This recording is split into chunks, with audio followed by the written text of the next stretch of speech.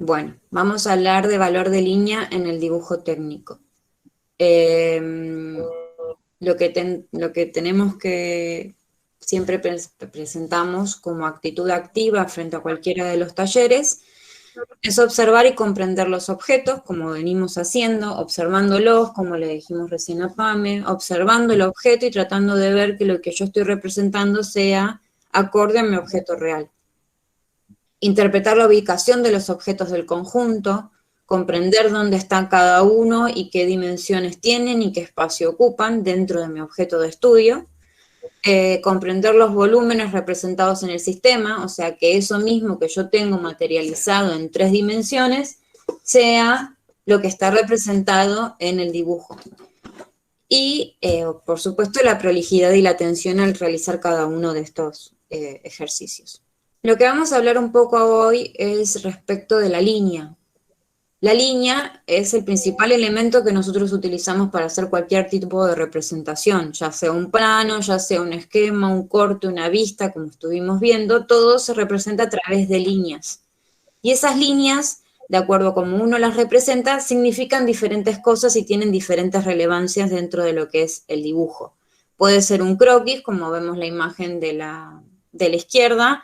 El primero, eso es un croquis, donde cada valor de línea y cada grafismo que se utiliza, cada forma de utilizar ese lápiz, tiene un sentido y nos generan a través de un plano de 2 dimensiones, podemos ver un objeto o una imagen como es este de una cúpula de un edificio, como si fuera volumétrico.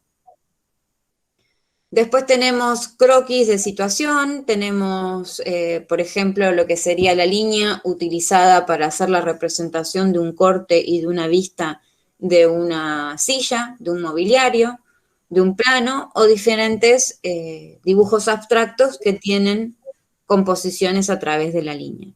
Y la línea, bueno, es el medio gráfico fundamental para representar las formas que nos rodean y generar ideas, o sea, transmitir ideas a través de esa línea. Y es un lenguaje que no necesita palabras. Uno puede tranquilamente entender a partir de estas líneas que eso es una silla, que eso es una planta arquitectónica o que eso es una cúpula de un edificio. No necesitamos por ahí escribirle o agregarle algo. Ya a través de la línea uno puede entender perfectamente de qué estamos hablando. Es una forma gráfica, es la representación gráfica de ideas a través de distintas formas de utilizar las líneas. Y es el elemento más importante de cualquier tipo de dibujo. La línea en el dibujo técnico tiene diferentes formas de representar diferentes situaciones o diferentes esquemas o diferentes medios para hacer y diferentes tipos de línea. Dentro de esos tipos de líneas tenemos diferentes formas de ordenarlas a través de su forma propiamente dicho, que es una línea recta o una línea quebrada, que se le dice también en zigzag. Puede ser curva, puede ser ondulada, puede ser con diferentes, o compuestas por todas estas, o sea, por recta, por curva, por onda, por lo que sea. Uno puede estar compuesta por varias o por una sola de cada uno de estos tipos. La posición respecto una de otra, horizontal, es en el plano horizontal con respecto a mi soporte, yo lo pongo de forma horizontal, que eso sería, por ejemplo, en nuestras vistas y plantas, lo que se correspondería a la línea de tierra. La línea de tierra siempre es horizontal, es la línea de horizonte, es la línea sobre la cual se apoyan las cosas, siempre es una línea horizontal. Línea vertical, por ejemplo, en nuestro objeto o en nuestro plano, vendría a ser la representación de cualquiera de estas caras, de estas aristas. Todas estas son líneas verticales. Vertical, vertical, y estas son líneas horizontales. Esta línea es horizontal respecto de una línea vertical. Y después tenemos lo que sería una línea inclinada, que si yo pongo mi objeto visto en perspectiva, esto sería una línea inclinada. Respecto de mi plano horizontal, esta es una línea inclinada. Después tenemos lo que son líneas paralelas, que son líneas con el mismo sentido, horizontal por ejemplo, y que están puestas, digamos, de forma, con la misma distancia y con la misma orientación. Perpendiculares es una línea horizontal cortada por una línea vertical. Eso es una perpendicular. Por ejemplo, esta línea de acá, del medio de estos dos objetos, es perpendicular a esta línea de base. No sé si se llega a entender. Después tenemos líneas oblicuas, que ya tienen algún tipo de angulación. Hay líneas que son convergentes, o sea, que se conectan o se chocan en algún punto. Y divergentes, que son aquellas líneas que nunca se tocan o nunca se juntan dentro de un dibujo o de un plano. La línea del dibujo técnico es una entidad fundamental para dibujar cualquiera de los objetos y nos permiten describirlos. A través de las líneas nosotros podemos comprender cómo es ese objeto.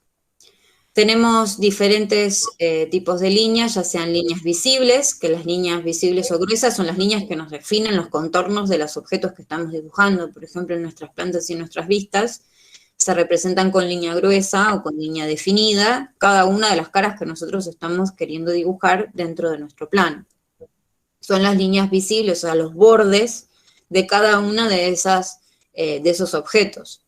Después tenemos lo que serían líneas ocultas, que las líneas ocultas son aquellas que representan objetos que no llego a ver. Por ejemplo, yo sé que en esta cara tengo el objeto rojo. Si yo hiciera una línea oculta de esto, o sea, si yo miro mi objeto desde este lado, perdón, desde aquí, yo sé que acá atrás está el objeto rojo, pero si yo dibujo este plano, no lo veo. Sin embargo, significaría una línea punteada por delante de 5 centímetros por 5 centímetros. Eso sería dibujar el objeto que no veo. O sea, lo que no veo, pero sé que está, como si el objeto fuera transparente, se dibuja en línea punteada. Como se ve acá en el ejemplo, donde tiene esa sección, eso es un prisma, con un prisma calado por dentro, y se ven las secciones de la cara representadas en línea punteada. Son aquellas cosas que están ocultas a la vista, pero que existen. Después tenemos lo que sería la línea central, que las líneas centrales son líneas secundarias, o sea, son líneas delgadas, que me representan algún eje de simetría. Y después tenemos lo que son las líneas de cota, que ya estuvimos viendo un poco, que eran las líneas de cota, que son líneas que representan en sí una medida o una distancia. Se usan para indicar dimensiones de los objetos. Acá tenemos ejemplos de lo que serían las líneas visibles, donde se ve que son líneas gruesas, que son líneas demarcadas, que denotan los contornos de cada una de esas caras que nosotros estamos viendo en los objetos y que nos permiten interpretar y definir, tanto ya sea por su planta, por las caras o por las vistas, cómo está compuesto ese objeto. Acá tenemos más ejemplos de lo que serían las líneas ocultas, que siempre van a tener líneas de borde, o sea, líneas definidas, líneas que me muestren cómo es ese objeto, y que éstas complementan a la interpretación del objeto para saber cómo es ese objeto volumétricamente. Generalmente lo que me están mostrando son cosas que yo no puedo ver y que están generalmente por detrás, como pueden ser las caras que están por detrás, como por ejemplo en el cubo, uno lo representa y a través de esas líneas punteadas o esas líneas de lo que serían líneas ocultas, interpreta que eso es un objeto volumétrico que tiene profundidades y que tiene más composición de líneas. Las líneas ocultas es por superposición y se representan, como se ven por ejemplo en estos planos que están superpuestos, se representan con líneas punteadas por donde estarían ubicados los otros planos que veo por debajo. Eso es lo que me está demostrando una línea segmentada, es lo que está oculto, lo que no puedo ver que está por debajo de lo que tengo representado en primer plano. Claro, me ayudan a distinguir qué objeto está por detrás y cuál está por delante. Con esa ayuda de las líneas punteadas, yo ya sé que si está punteada está por detrás de la otra línea continua que estoy viendo. O sea que el rectángulo celeste está por detrás del verde, ¿por qué? Porque tiene esa arista que toca el rectángulo verde, está punteada. O sea que yo ya sé que el verde está por delante. ¿Por qué? Porque el verde tiene una línea punteada continua cuando se toca con el celeste, pero tiene una línea punteada cuando se toca con el rojo, es decir, que está por delante del celeste, pero atrás del rojo. Eso es lo que es el lenguaje de lo que es la representación técnica para mostrar o contar que un objeto está por detrás o por delante de otro. En este caso, en la imagen de la derecha, como bien decía Ani, el objeto que estaría primero por delante de todos sería el objeto rojo, porque tiene todos sus bordes continuos, no hay ninguno que sea punteado. Y en cambio se ven por debajo los bordes discontinuos de los otros. El que le seguiría en orden sería el verde, ya que se encuentra por debajo del rojo, pero por arriba del azul y por arriba del amarillo. El caso del azul se encuentra por debajo del rojo, del verde, pero por encima del amarillo. El que se encuentra por debajo de todos los objetos es el amarillo. Después tenemos acá un ejemplo bien de lo que es línea central o de corte, donde se ven, línea central, perdón, donde se ve que marca el centro generalmente de algún objeto que tiene alguna cavidad y se determina también con línea punteada. Y genera, muestra características de simetría. Dentro de lo que es líneas de cota, se usan para indicar dimensiones de los objetos y generalmente lo que hacen es permitirnos entender qué medidas tiene ese objeto, cuánto mide, cuánto mide cada cara, cada pieza, cada parte. Nos indica para poder construirlo, es muy importante entender cómo son las cotas, qué está representando una cota. Hay diferentes Sí, formas de... Sí, Ani. sí, perdón, Lu. No, hay distintas maneras de representar una medida. Eh, Cualquiera de ellas se puede hacer, está bien y se interpreta de la misma manera que las otras. Puede ser una línea con dos flechas en cada extremo, con una flecha en cada extremo, o una línea oblicua, eh, demostrando que hasta ahí es la línea de cota. eh, o en el caso de que es una medida muy chica y no me entra el número adentro de la cota, pongo el número por fuera, como es el segundo ejemplo que dice 1,41. 1,41, ese 1,41 no me entra dentro de la cota, por así decirlo, como si el de arriba. Entonces yo lo pongo en un costado y las flechas las invierto. Esa es una manera de acotar alguna cara o alguna arista que es muy chica y no entra el número de manera legible ahí adentro. Siempre las líneas de cota van paralelas a lo que yo estoy acotando, es decir, en el mismo sentido de la cara que estoy acotando. Eh, la cifra de la cota, bueno, es el número que me indica, tiene que ser legible y tiene que estar separado de la línea para que sea más clara la lectura. Y el símbolo, como les decía al principio, eh, son las líneas que están o el símbolo que está en el extremo de la línea de cota. Puede ser una flecha, puede ser un trazo oblicuo, puede ser un círculo pequeño. Cualquiera de esas maneras puede ser utilizada para indicar desde dónde hasta dónde llega esa medida que estoy indicando.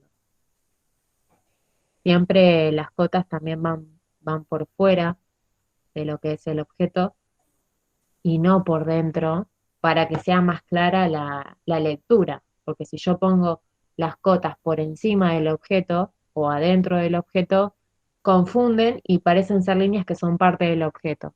En cambio, si yo las pongo por fuera, no me voy a confundir y sé que es una línea de cota y que no es una línea que pertenece al objeto, digamos.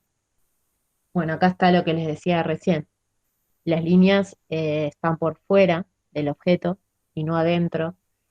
Eh, en algunos casos se puede poner adentro, pero bueno, es en algún caso que no me quede otra opción que acotarlo así, pero tiene que ser legible, tiene que ser claro que es una cota y que no es parte del dibujo. Eh, la línea de cota no puede coincidir con otras del dibujo por esto mismo, porque si yo pongo la cota de la manera como está en el segundo ejemplo, a la izquierda, que me coincide con una línea del objeto, alguien va a creer que es del objeto, que es parte del objeto, y en realidad es una cota. La línea de cota de los radios no puede coincidir con la horizontal y la vertical. Eh, por eso mismo, porque si yo lo pongo en ese sentido, va a parecer que es parte del objeto o que está indicando otra cosa.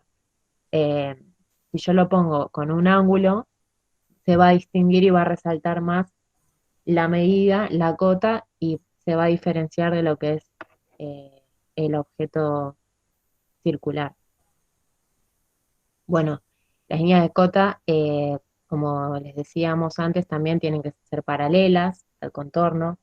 No, si yo hago líneas oblicuas, confunden y parece una perspectiva.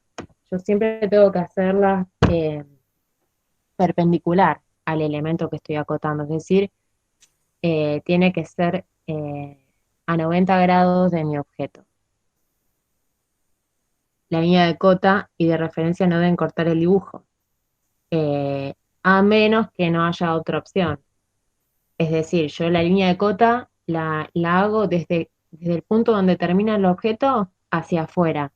No atravieso todo el objeto por el medio con la línea de la cota. ¿Por qué? Porque esto empeora la lectura y confunde y se mezcla la cota con el objeto. La idea es que la cota esté por separada del objeto, pero que a su vez entienda yo desde dónde hasta dónde llega la cota en ese objeto.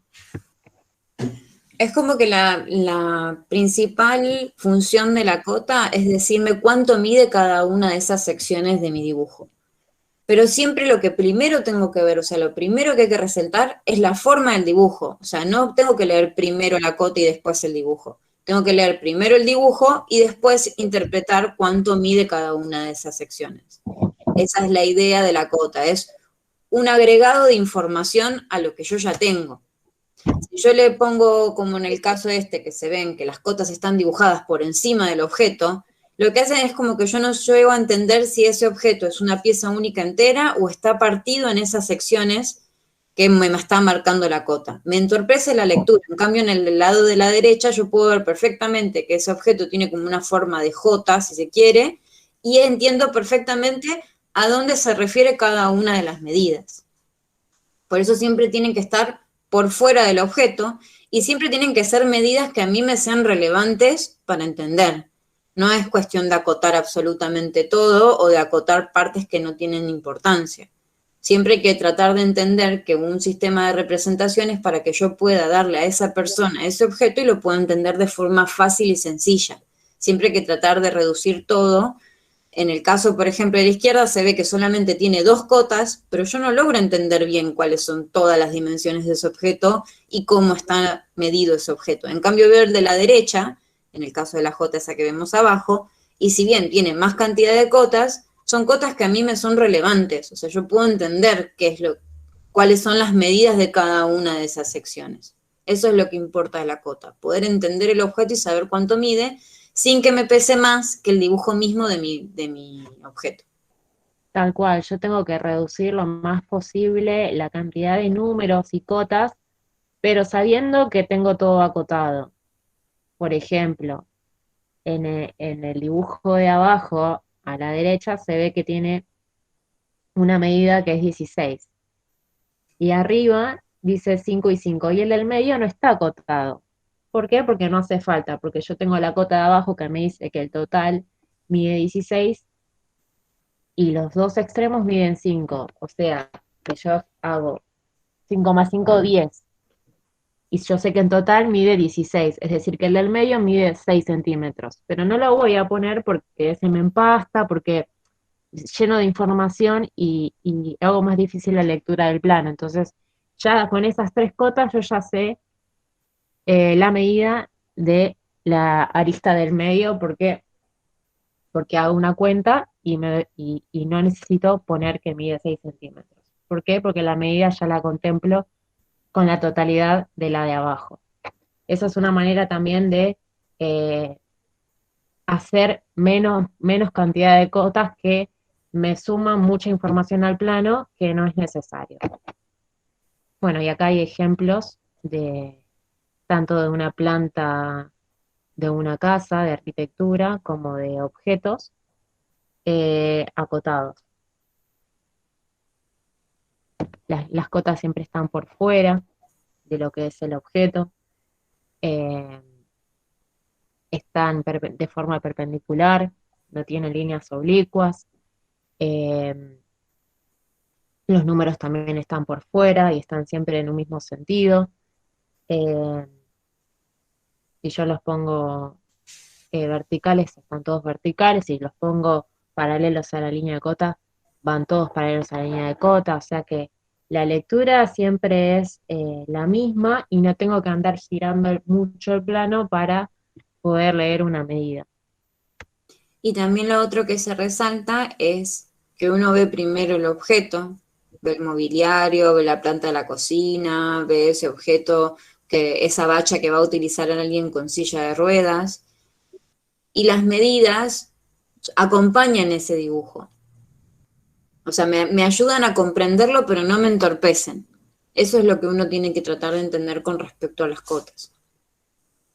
Y bueno, ya sabiendo que hay distintos tipos de líneas en el dibujo técnico, tenemos la línea punteada, la línea continua, tenemos la línea que marca ejes, tenemos líneas de cotas, pero bueno, para ayudar a lo que es la lectura de un plano, de un dibujo, yo le puedo añadir valores a las líneas, es decir, le puedo agregar o quitar grosor o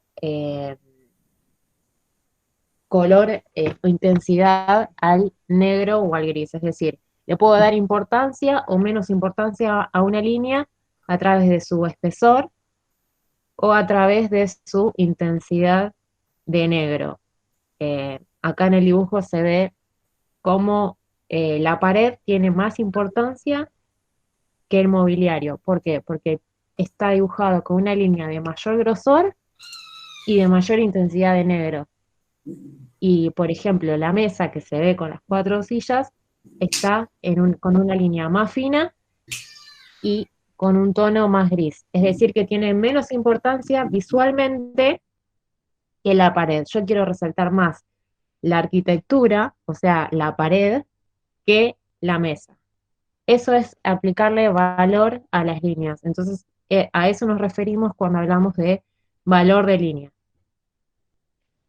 Es quitarle o agregarle importancia a un objeto por sobre otro. Si yo quiero resaltar un objeto por sobre otro, lo dibujo con un trazo más grueso, es decir, con un marcador de una punta más gruesa y el resto lo dibujo con una punta más fina porque quiero que la lectura no sea toda igual y confunda. Yo quiero mostrar que la pared tiene más grosor, tiene más relevancia que la mesada. Eh, de esa manera yo hago que la lectura del plano sea mejor y más fácil y es parte de un lenguaje también universal, o sea, es la manera de representar un plano tanto arquitectónico o de un mobiliario que estoy viendo. Es un código, un lenguaje que ayuda a la legibilidad de un plano. Bueno, acá lo que les decía, menor importancia tiene algo en el plano, más fino va a ser el trazo, o más gris en su intensidad de color. Claro, a Acá se ve medida como que les decía. vemos un plano, podemos interpretar que aquello que está representado con una línea más gruesa es lo que tiene que tener más importancia o que está, digamos, con mayor relevancia. Y lo que esté o más gris o con una línea más finita, que se lea menos, es lo que a mí me interesa menos resaltar respecto de ese dibujo. Bueno, también no solo le quitamos o le agregamos significancia o importancia a un objeto por sobre otro en un plano, sino que también queremos mostrar o representar que está por delante o por detrás. Es decir, lo que en el Monge no podemos representar en una vista, por ejemplo, que un cubo está más adelante que otro prisma del mismo objeto, entonces, ¿cómo lo expreso que está por delante? Si yo no puedo dibujar la profundidad en el Monge. Bueno, lo dibujo con un trazo más grueso, es decir, si yo lo dibujo con una línea de mayor grosor, sé que está más por delante que otro objeto que tiene un trazo más fino. Esa es una manera de representar y de agregarle información a un plano a través del grosor de las líneas. No solo sirve para darle más importancia a un objeto por sobre otro, sino también para indicar que está por delante de otro objeto. Acá se ve un ejemplo de, de esto que les decía recién. Los que están más cerca están dibujados con mayor grosor de virome, y los que están por detrás cada vez menos grosor y menos intensidad de negro. O sea que yo ya interpreto visualmente, sin ningún tipo de medida, sin ningún tipo de ninguna otra información, que los que están dibujados con más definición y mayor grosor están por delante de los que están más finitos y más grises, más cerca del blanco que del negro. Yo sé que están por detrás. Lo que nos da el valor de línea es una sensación de profundidad. Claro, es lo que no podemos expresar en un dibujo técnico, en un Monge, por ejemplo. Bueno, lo que es en el caso de las cotas, también, para ayudar a esto de la legibilidad, de que es mucha información en un plano y que capaz que se confunde con el objeto, la línea de la cota se me superpone con el objeto. Bueno, ¿cómo la diferencio? ¿Cómo hago que primero se lea el objeto y después la línea de cota? Bueno, hago la cota con un trazo más fino que la del objeto. Entonces, de esa manera yo hago que la lectura de ese plano sea más clara y no confunda la línea de cota con la línea del objeto. Yo hago la cota con un marcador o con una virome más finita o con un tono de gris más clarito que la línea con la que voy a dibujar el objeto. Ahí se ve un ejemplo claro de una perspectiva de un objeto acotado, con las líneas de cota más grises y más finitas que las del objeto. Entonces yo lo primero que veo en ese dibujo es el objeto. Cuando miro detenidamente y quiero saber una medida, la veo también, pero no se me superpone con el objeto. Yo lo primero que veo es el objeto, que es lo que yo quiero transmitir. Lo mismo con una planta de arquitectura, y en el caso de acá de un cubo, una figura abstracta, también. O sea, están por fuera, pero además están dibujadas con un trazo más fino que las que uso en el objeto. Bueno, y acá tenemos un ejemplo de un objeto acotado, bien acotado, porque las cotas están por fuera, está claro, o sea, están perpendiculares, pero no tienen valores de línea, en el dibujo de la izquierda estoy hablando. Las cotas no tienen valor de línea, es decir, que están en el mismo grosor dibujadas que las del objeto. Entonces, ¿qué pasa? Se confunde lo que es la cota del objeto. Para diferenciarlo tengo que aplicarle valor de línea. Es decir, el objeto lo tengo que dibujar más grueso que la línea de la cota. En el ejemplo del auto, que es la imagen de la derecha, no se me confunde las líneas de las cotas con las del objeto. ¿Por qué? Porque está en un trazo más grueso, entonces yo lo primero que veo es el objeto. Y a pesar de que tiene una infinidad de medidas, no, no, no me confundo la línea de la medida con la línea del objeto. Se distingue claramente gracias a que se aplicó el valor de línea en el dibujo de la derecha. Bueno, hay otra manera de aplicar valor, no solo es en la línea, sino en los planos. Es decir, yo puedo indicar que un plano está por delante o por detrás de otro, aplicándole mayor intensidad o menor intensidad al color o al gris. Acá tenemos un ejemplo de una casa eh, con y sin valores en sus planos. O sea, una casa solo dibujada con sus líneas, no está claro el tema de las profundidades y el tema de lo que está por delante, por detrás. Un dibujo no me muestra una profundidad si yo no le aplico un valor a los planos o a la línea. aplicándole distintas intensidades de negro o de color, me ayuda a comprender mejor lo que tengo dibujado.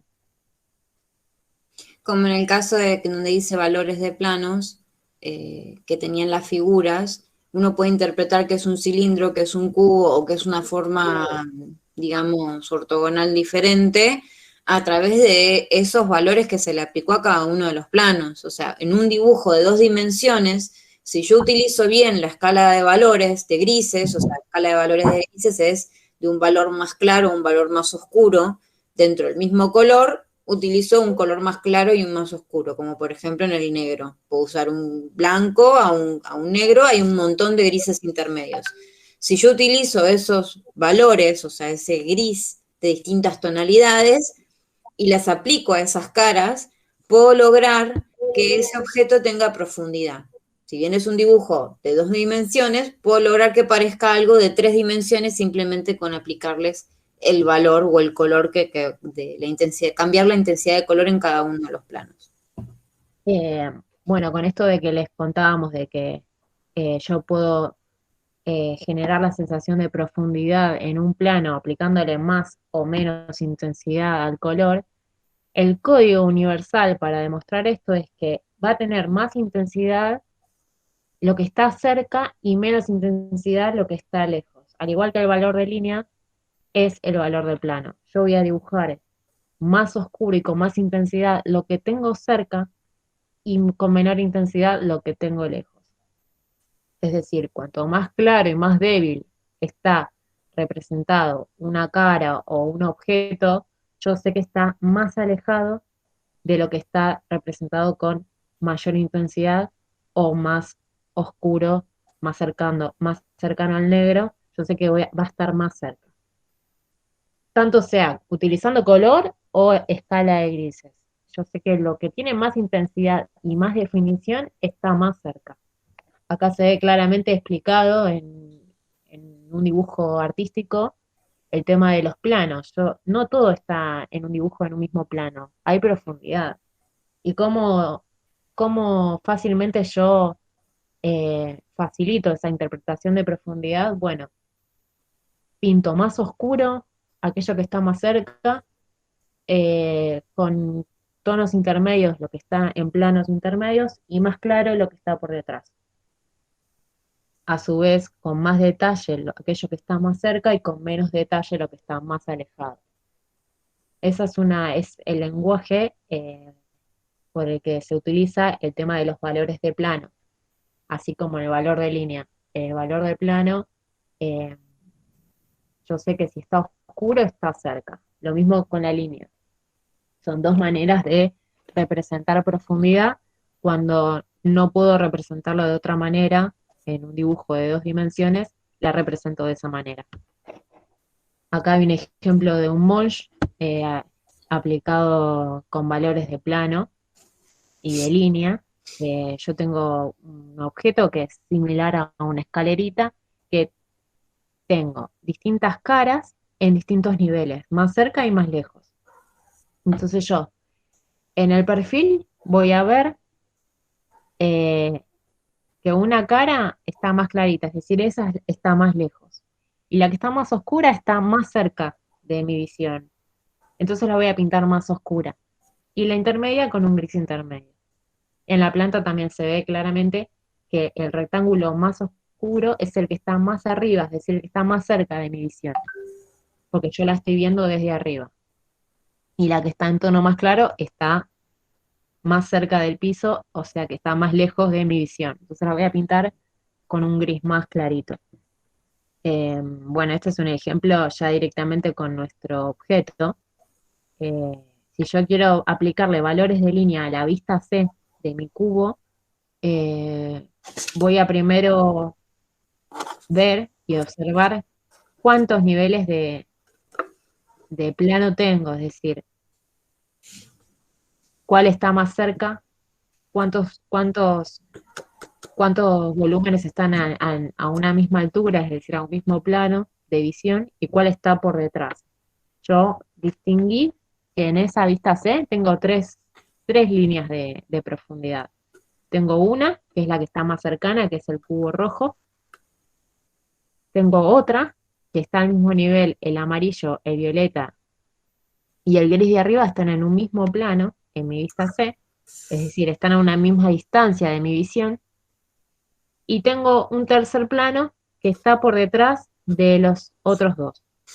O sea que tengo tres niveles de profundidad. Entonces voy a tener que marcar con 3 trazos distintos esos 3 niveles de profundidad. El primero lo voy a marcar con una línea gruesa, como se ve en la derecha, que es el cubo número rojo, que es el plano número 1, el que está más cerca, lo dibujo con un trazo grueso. El segundo plano con una misma línea intermedia y el tercero más finito en el fondo, yo ya sé, interpreto que está más lejos. Y mi mosh quedaría dibujado de esta manera con 3 niveles de profundidad. Yo ahí ya puedo ayudar a la interpretación de que no todos los volúmenes están en un mismo plano, porque en un mosh se lee todo en un mismo plano, porque no puedo dibujar profundidad en un mosh. Entonces la indico aplicando estos valores de línea. Con el más cercano, más grueso, intermedio, un trazo intermedio, y más lejano, un trazo más finito. Y este es un ejemplo de lo mismo, la misma vista C, aplicada con valores de plano. Es decir, le aplico valores a los planos y no a las líneas. Esos 3 niveles de profundidad lo aplico pintando las caras en distintos tonos de grises. Es decir, el más oscuro, o sea, el más cercano, lo voy a pintar con un tono de gris fuerte. El que está en un plano intermedio de profundidad lo pinto con un gris intermedio, y el que está más lejano con un gris más clarito. Entonces yo, cuando veo la vista dibujada, como se ve ahí arriba a la izquierda, yo ya me ayuda a interpretar que el cubo chiquito, el cubo número 1, está más cerca que el cubo, el prisma alargado, que está en gris clarito. Aunque el mosh no me lo indique, los colores que yo le apliqué me está ayudando a la lectura de la vista. O sea, estoy añadiendo información a esa vista. Intervengo un cachito. Cuando vayan a pintarlo esto, para lograr el valor plano, lo que van a hacer es apretar un poco más fuerte la mano o aflojar un poco más. Y esto lo van a lograr también pintando, tanto en forma vertical, después horizontal y luego en forma inclinada, tipo oblicuo. Con esto lo que van a lograr es generar ese valor plano. Y obviamente la intensidad se la van a dar apretando un poco más la mano o aflojando, independientemente del color que elijan, ya sea gris, rojo, azul, un celeste, un verde. Eso lo van a lograr haciendo un poco más de fuerza o un poco menos. Sí, lo importante es que les pedimos que utilicen un mismo tono, es decir, si utilizan negro, bueno, distintas intensidades de gris, si utilizan rojo, bueno, distintas tonalidades de rojo, para que sea más claro este concepto en primera instancia de profundidad con distintos valores de planos. Lo que les decía Seba es para aplicar valor de plano. Para aplicar valor de línea, ¿cómo hago para hacer distintos valores de línea? Bueno, utilizo distintos tipos de marcadores o viromes. Por ejemplo, un marcador negro que sé que es más grueso que una virome, lo utilizo para los objetos que están más cerca, o sea, los que van a tener un trazo más grueso. Y el lápiz, que sé que es el más clarito, lo voy a utilizar para los más lejanos. ¿Por qué? Porque es una manera de diferenciar los trazos. Si yo aplico valores de línea con una misma virome o con un mismo marcador, va a ser complicado, porque el trazo va a ser el mismo. Por más que yo lo haga más débil o más fuerte, el trazo va a tener el mismo grosor. La idea es que los trazos tengan distintos grosores para indicar esto que les estamos pidiendo. Y con respecto a lo que decía Seba, lo que él estaba indicando es que, por ejemplo, si yo tomo un color, por ejemplo, este color gris de lápiz, él lo que estaba diciendo, por ejemplo, yo sé que en mi planta, este volumen de acá arriba es el que tengo más cerca de la vista, es el que tiene mayor altura dentro de mi volumen. Entonces este tendría que estar más oscuro que el resto. Entonces lo que yo hago es tomar mi volumen más oscuro y apretar más el lápiz para generar ese valor más oscuro de pintado. Como por ejemplo así. No lo voy a hacer en todo porque vamos a tardar mucho en mostrarlo. Pero por ejemplo, lo que hago es pintar con mayor presión en el lápiz. O incluso superponiendo diferentes orientaciones de pintado. Yo puedo pintar en esta dirección, pinto en esta dirección y pinto en esta dirección y logro más cobertura en el papel y es un gris más intenso. Si yo quiero hacer un gris menos intenso, que sería el siguiente plano, que sería la planta, aprieto un poco menos el lápiz y genero otro valor, un poquitito más claro, ¿sí? Y en el caso de dibujar el objeto que esté más por debajo, que en este caso correspondería a mi objeto rojo, que se encuentra muchísimo más por debajo que mi objeto gris y que todos estos otros objetos que están dentro del mismo plano, este iría muchísimo más clarito, ¿sí? Y eso se lo damos de acuerdo a cuánto presionamos en el lápiz, si vamos a usar un solo lápiz o puedes usar una escala de grises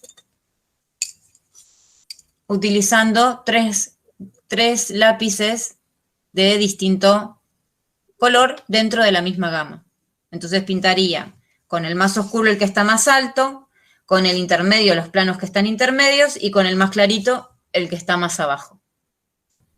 Y bueno, como actividad les proponemos que dibujen la vista B, es decir, la vista de la cara celeste o azul, aplicando valores de plano, como les mostraba recién Lu. Voy a pintar las caras que veo en la vista con distintos valores según cercanía o lejanía a mi visión. Es decir, van a tener que dibujar aparte la vista B de nuevo, en escala 1 en 1, es decir, en la misma que vienen dibujando, pero aplicándole valores a los planos. Van a aplicar 3 valores de planos porque hay 3 distintas profundidades, 3 niveles de profundidad en esa vista. Con su línea de tierra más gruesa para, ese es un código también universal del MOSH, que la línea de tierra siempre tiene una línea gruesa con respecto a lo que es el dibujo de la vista. Y van a dibujar también la planta aplicando 3 distintos valores de línea según también cercanía o lejanía respecto a mi visión. Van a ver que hay 3 distintas profundidades en ese objeto, en esa planta, y voy a aplicar con un trazo grueso al más cercano y voy a dibujar con un intermedio a los que están en un plano intermedio y con un trazo finito los que están más lejanos a lo que es mi visión. Es decir, aplican valores en las caras, en la vista, y valores de línea, es decir, trazos de distintos grosores a la planta. Y a ambas le van a agregar las cotas, es decir, las líneas con las medidas, las líneas de dimensión, aplicando estos conceptos que les venimos hablando. O sea, tengo que volver a dibujar en otra hoja, no en el mismo plano, aparte, y bueno, y hacer todas esas introducciones. Tendrías que hacer 2 dibujos nuevos. Ya no van sobre la Sí. misma planta que venimos manejando, sino que van a ser 2 dibujos aparte, donde vas a tener que representar la planta y las vistas, como las tenés, digamos, en la imagen de la actividad, pero aplicándoles estos conceptos que vimos en este taller. En el caso de la vista B, hay que darle a cada uno de los planos de acuerdo a la profundidad desde donde vos lo mirás, Sí. un valor de plano, o sea, a toda la cara, un valor al que está más cerca, otro valor a los que están más lejos y otro valor al que está más lejos. Por cara, por plano, o sea, la totalidad de la cara hay que pintar. Y en el caso de lo que es de la planta, identificar qué objeto está por delante, qué objetos están por detrás y qué objeto está por aún más atrás, y a cada uno de esos darles un espesor de línea diferente. Como mostrábamos en el ejemplo anterior de las vistas, que tenías, por ejemplo, un marcador, una virome o un lápiz, para identificar esos valores distintos de línea que te indican qué objeto está por delante y qué objetos están por detrás. Una otra consulta. O sea, para hacer planos, ¿puedo utilizar fibra y solamente lápiz? No, puedes utilizar marcadores, lápices, incluso hay dentro de lo que es el dibujo técnico en sí, hay unos lápices que son especiales que cada uno tiene un grosor ya de punta distinto.